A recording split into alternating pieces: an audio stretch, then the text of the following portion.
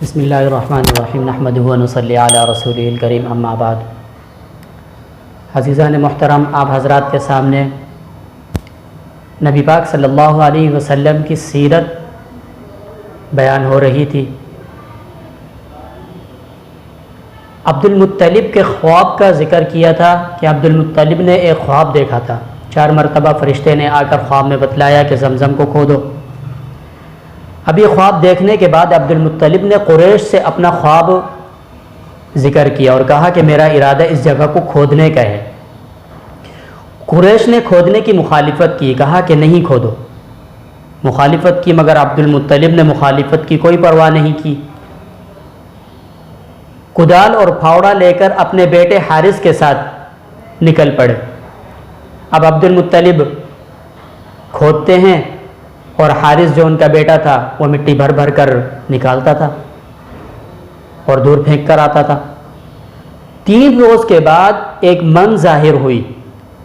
عبد المطلب نے فرط مسرت سے نعرہ لگایا، اللہ اکبر، یہی اسماعیل علیہ السلام کا کنواں ہے۔ اس کے بعد عبد المطلب نے چاہے زمزم کے قریب کچھ حوض تیار کرائے اور اس میں زمزم کا پانی بھرنے لگے، لیکن کچھ حاسدوں نے، شرپسند عناصروں نے ان حوضوں کو خراب کرنا شروع کر دیا کہ رات کو ان کو خراب کر جاتے اور صبح جب عبد المطلب تشریف لاتے تو دیکھتے حوض خراب ہیں۔ بالآخر گھبرا کر انہوں نے اللہ تعالیٰ سے دعا مانگی۔ اس وقت اللہ تعالیٰ نے ان کو خواب میں یہ دعا بتلائی کہ آپ اس طرح دعا مانگیں کہ یا اللہ، میں لوگوں کو آب زمزم سے نہانے کی اجازت نہیں دیتا، غسل کرنے کی اجازت نہیں دیتا، پینے کی اجازت دیتا ہوں۔ یہ دعا مانگنے کے بعد صبح لوگوں میں اعلان بھی کر دیا۔ اس کے بعد جس کسی نے بھی حوض کو خراب کرنے کی کوشش کی وہ کسی نہ کسی بیماری میں مبتلا ہو گیا۔ جب ایسے واقعے بے شمار ہونے لگے تو لوگوں نے حوضوں سے دور رہنا شروع کر دیا۔ عبد المطلب نے زمزم کا کنواں کھودتے وقت یہ نظر مانی تھی، چونکہ اکیلے کام کر رہے تھے اور ان کا بیٹا مٹی اٹھا اٹھا کر پھینک رہا تھا، 2 بندے کام کر رہے تھے، تو انہوں نے یہ نظر مانی تھی کہ اگر اللہ رب العزت نے مجھے 10 بیٹے عطا کیے اور 10 کے 10 جوان ہو کر میرے دست و بازو بنے تو انشاءاللہ العزیز میں اللہ کے نام پر ایک بیٹے کو ذبح کروں گا۔ اور جب یہ نظر مانی، اللہ رب العزت نے ان کو 10 بیٹے عطا کر دیے اور سب کے سب جوان ہو گئے۔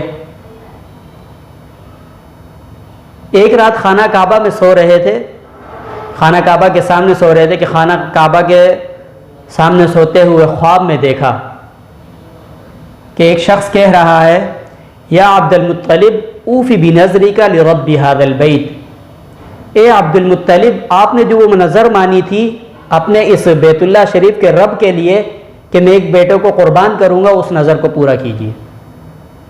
عبد المطلب خواب سے بیدار ہوئے اور تمام بیٹوں کو جمع کرنے کے بعد اپنا یہ خواب عبد المطلب نے بچوں کے سامنے رکھا کہ میں نے یہ خواب دیکھا ہے۔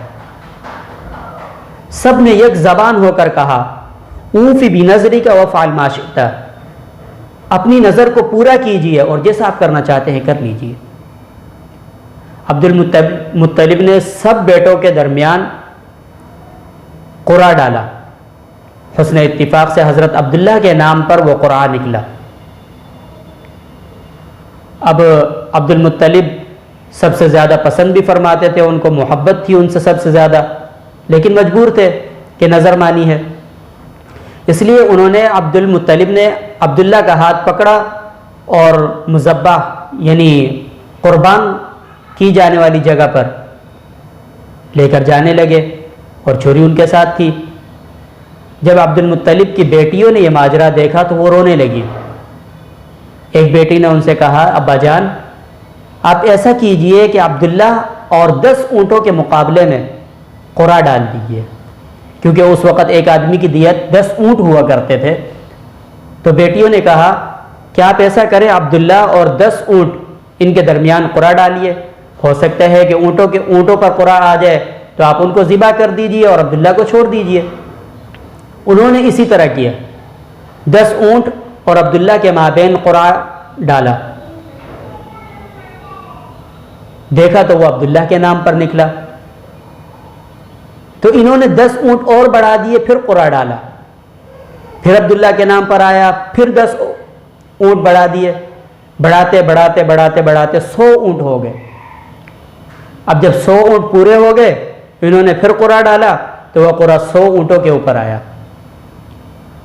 اس وقت جتنے لوگ وہاں پر موجود تھے اور عبد المطلب، سب نے خوشی میں نعرہ تکبیر اللہ اکبر کی صدا بلند فرمائی، اور بہنیں اپنے بھائی عبداللہ کو اٹھا کر لے گئی، اور عبد المطلب نے وہ 100 اونٹ صفا اور مروہ کے درمیان نحر کر دیے۔ اللہ رب العزت